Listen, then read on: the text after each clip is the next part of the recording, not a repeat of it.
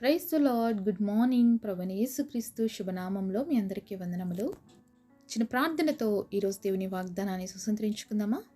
పరిశుద్ధుడైన తండ్రి, నీ ఘనమైన శ్రేష్టమైన నామాన్ని బట్టి వందనాలు చెల్లిస్తున్నాం ప్రభా. ఉదయకాల సమయంలో ప్రభా నీ సన్నిధిలో ఉండడానికి ఇచ్చిన కృప కొరకై వందనాలు తండ్రి. ఈ దినమంతటి కొరకు మమ్మల్ని సిద్ధపరచండి. మా ఆధ్యాత్మిక జీవితమునకు అవసరమైనటువంటి విలువైన మాటల చేత మా అందరితో మాట్లాడమని, దర్శించమని యేసు నామంలో ప్రార్థిస్తున్నాము తండ్రి. ఆమేన్. ఈరోజు దేవుని వాగ్దానము కీర్తనల గ్రంథము 32వ అధ్యాయం 10వ వచనం. యెహోవా యందు నమ్మికయుంచు వానిని కృప ఆవరించుచున్నది. Psalms chapter 32 verse 10. He that trusteth in the Lord, mercy shall compass him about. దేవుడిచ్చినటువంటి అద్భుతమైన వాగ్దానం మనందరి జీవితంలో నెరవేర్చబడును గాక. ఆమేన్. మరి దేవుడు ఈ ఉదయకాల సమయంలో మనందరితో ఒక మాట చెప్తున్నాడండి. దేవుడి పైన మనం నమ్మకం ఉంచాలి. ఎవరైతే దేవుడి పైన నమ్మకం ఉంచుతారో దేవుని యొక్క కృప వాళ్ళని ఆవరిస్తుంది. కృప అనే పదానికి మరి ఏ యోగ్యత లేకున్నా, ఏ అర్హత లేకున్నా, కేవలం దేవుని యొక్క జాలి, దయ, కనికరమును బట్టి పొందుకోవడాన్ని మనం కృప అంటామండి. ఈరోజు నువ్వు దేనికి అర్హత లేదు అని బాధపడుతున్నావేమో, నా జీవితంలో దీన్ని పొందుకోవడానికి నాలో ఏ క్వాలిఫికేషన్ లేదు, లేకపోతే నేను అంత గొప్ప వ్యక్తిని కాదు, ఇది చేయటానికి నా వల్ల అవ్వదు, ఇలాంటివి మనం చాలాసార్లు మన జీవితంలో ఛాలెంజెస్ని ఫేస్ చేస్తూ ఉంటాం. ఇది అవుతుందా నా జీవితంలో, ఇది జరుగుతుందా నా జీవితంలో అని మనం చాలాసార్లు క్వశ్చన్ మార్క్స్ వేసుకుంటున్న పరిస్థితిలో దేవుడు ఏం చెప్తున్నాడు తెలుసు? నువ్వు నమ్మితే తప్పకుండా నా కృపను చూస్తావు అని దేవుడు సెలవిస్తున్నాడండి. మనుషుల్ని చాలాసార్లు మనం నమ్ముతాము, మన చుట్టూ ఉన్న పరిస్థితులను చూసి నమ్ముతాం, కానీ దేవుడి పైన నమ్మకం ఉంచడానికి చాలాసార్లు మనం వెనకాడతామండి. మరి పరిస్థితుల్ని బట్టి మనుషుల్ని మనం నమ్ముకున్నప్పుడు మన జీవితాల్లో చాలాసార్లు విఫలమైనాం. కానీ యెహోవా యందు నమ్మిక ఉంచువాడు ఏది కూడా కొదువ లేకుండా సమస్తాన్ని కూడా పొందుకుంటాడండి. ఒకసారి మనము 2వ రాజుల గ్రంథము 2వ అధ్యాయము 19వ వచనం చూద్దాము. అంతటా ఆ పట్టణపు వారు, ఈ పట్టణమునున్న చోటు రమ్యమైనదని మా ఏలినవాడవైన నీకు కనబడుచున్నది గాని నీళ్లు మంచివి కావు, అందుచేత భూమి నిస్సారమై ఉన్నదని ఎలీషాతో అనగా, అతడు కొత్త పాత్రలో ఉప్పు వేసి నా యొద్దకు తీసుకొని రండని వారితో చెప్పెను. వారు దాన్ని తీసుకొని రాగా అతడు ఆ నీటి ఊట యొద్దకు పోయి అందులో ఉప్పు వేసి, యెహోవా సెలవిచ్చినదేమనగా, ఈ నీటిని నేను బాగు చేసి ఉన్నాను గనుక ఇక దీని వలన మరణము కలగకపోవును, భూమియు నిస్సారముగా ఉండదు అనెను. ఇక్కడ ఎరికో అనేటువంటి ప్రాంతంలో ఉన్నటువంటి ప్రజలు వచ్చి మరి ప్రవక్త అయినటువంటి ఎలీషాతో చెప్తున్నారు, అయ్యా ఈ ప్రాంతం చూడడానికి చాలా బాగుంది, కానీ ఇక్కడున్న నీళ్లు ఏమాత్రం పనికిరావు, నిస్సారమైనటువంటి నీళ్ళు అయ్యా, మాకు చాలా ఇబ్బందిగా ఉంది నీళ్ళతో అని చెప్పినప్పుడు మరి ఎలీషా ప్రవక్త చెప్పాడు, ఆ నీటిలోకి ఉప్పు కలిపేసి ఎక్కడైతే ఆ యొక్క నీటి ఊట ఉందో అక్కడికి వెళ్ళి ఆ నీళ్ళు పోసినప్పుడు మరి అతను ఒక మాట అన్నాడు అక్కడ ప్రార్థన చేస్తూ, మరి ఈ నీళ్ళు ఇంకెప్పటికి కూడా నిస్సారంగా ఉండకూడదు అని చెప్పినప్పుడు అద్భుత రీతిగా మరి నిస్సారవంతమైనటువంటి ఆ నీళ్లు సారవంతమైనటువంటి నీళ్లుగా మార్చబడ్డాయండి. 22వ వచనంలో చూసినట్లయితే, కాబట్టి నేటి వరకు ఎలీషా చెప్పిన మాట చొప్పున ఆ నీరు మంచిదై ఉన్నది. మరి ఆ నీళ్ళు ఏమై ఉన్నాయంట? ఇప్పుడు మంచి నీళ్ళుగా ఉన్నాయి. ఒకసారి ఆలోచించండి, ఆ పట్టణం చాలా బాగుందంట, కానీ అందులో ఉన్న వాటర్ మాత్రం బాగలేవు.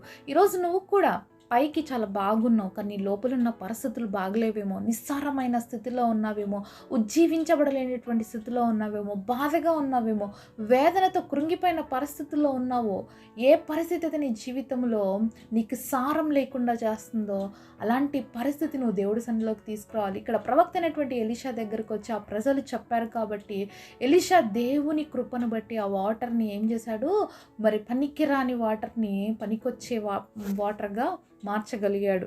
మరి ఎలీషాని ఇంత గొప్ప అద్భుత ప్రవక్తగా దేవుడు చేయడానికి కారణం ఏంటంటే, ఎలీషా దేవుని పైన నమ్మకం ఉంచాడండి. ఎంతో ఆస్తి ఉంది ఎలీషాకి.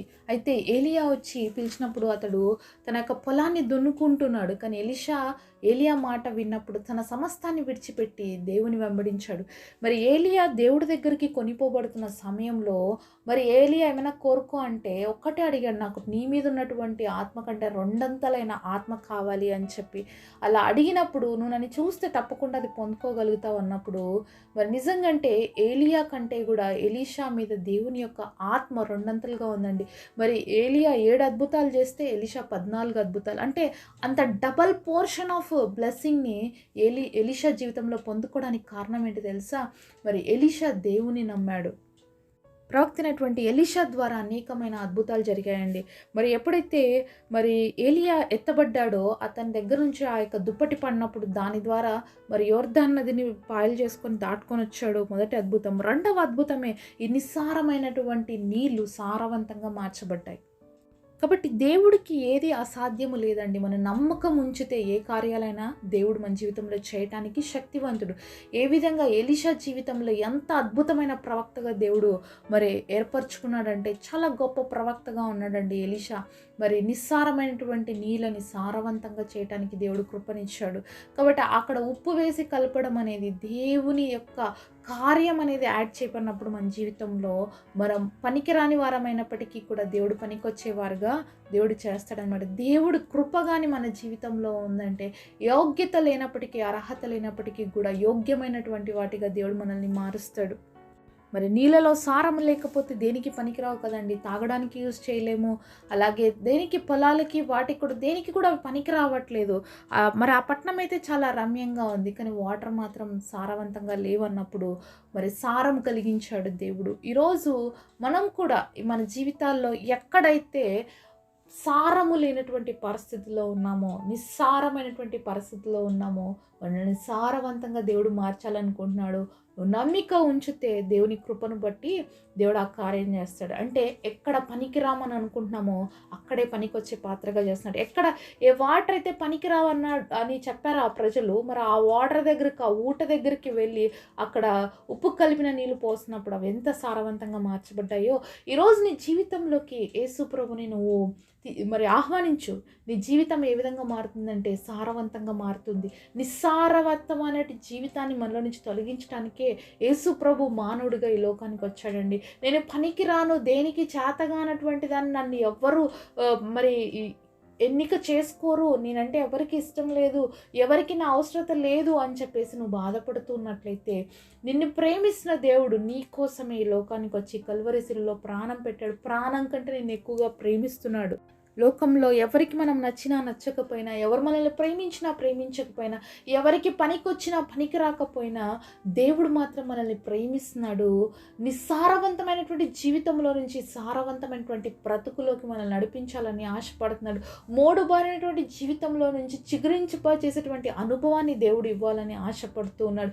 ఎక్కడ కృంగిపోయావో, ఎక్కడ చీ అనిపించుకున్నావో, ఎక్కడ అందరూ నిన్ను వెలివేసిన పరిస్థితిలో నువ్వు ఉన్నావో అక్కడ ఆ స్థానంలోనే తిరిగి దేవుడు నిన్ను హెచ్చించాలని ఆశపడుతున్నాడు. అయితే నువ్వు నమ్మకం ఉంచుతావా దేవుడి పైన? నువ్వు నమ్మకం ఉంచగలిగితే నువ్వు గొప్ప దీవెన చూస్తావు నీ జీవితంలో. ఎన్ని రోజులు నీ మనుషులు నమ్ముకున్నావు, పరిస్థితులు నమ్ముకున్నావు, అన్నీ టేస్ట్ చేసి చూసావు, కానీ యేసయ్యని టేస్ట్ చేసి చూసావా? ఒక్కసారి యేసు ప్రభు దగ్గరకు వస్తే నీ జీవితం మార్చబడుతుంది, నీ బ్రతుకు మార్చబడుతుంది, అద్భుతాల చేత నింపబడుతుంది. ప్రవక్త అయినటువంటి ఎలీషాతో వాళ్ళు చెప్పుకున్నటువంటి ఆ యొక్క వాటర్ సమస్య మరి ఏ విధంగా తీర్చబడిందో అలాగే ఈరోజు నీ సమస్య ఏదైతే ఉందో నువ్వు దేవుడి దగ్గర చెప్పుకున్నప్పుడు, నీ పరిస్థితి ఏదైతే ఉందో నువ్వు విశ్వాసముతో నమ్మకంతో దేవుడి దగ్గరకు వస్తే తప్పకుండా దేవుడి కార్యాలు చూస్తాం. ఎందుకంటే ఎరికో పట్టణంలో ఉన్న ప్రజలు గమనిస్తున్నారు.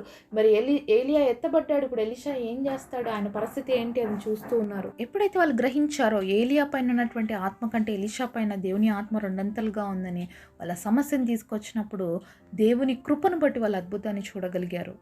ఈరోజు నీ జీవితంలో కూడా నువ్వు అద్భుతాన్ని ఎక్స్పెక్ట్ చేస్తున్నట్లయితే నువ్వు చేయవలసింది ఒక్కటి, దేవుని పైన నమ్మకం ఉంచటం. తద్వారా నీ జీవితంలో గొప్ప కార్యాలు చూస్తావు, దేవుని కృప చేత నింపబడతావు. అట్టి కృప దేవుడు మనందరికీ దయచేయునుగాక.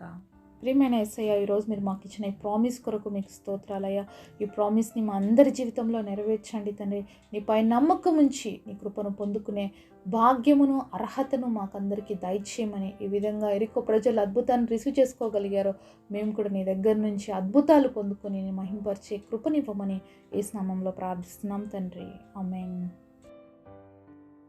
ఈరోజు బర్త్డే అలాగే వెడ్డింగ్ యానివర్సరీ సెలబ్రేట్ చేసుకుంటున్న మీ అందరికీ కూడా wish you happy birthday and happy anniversary.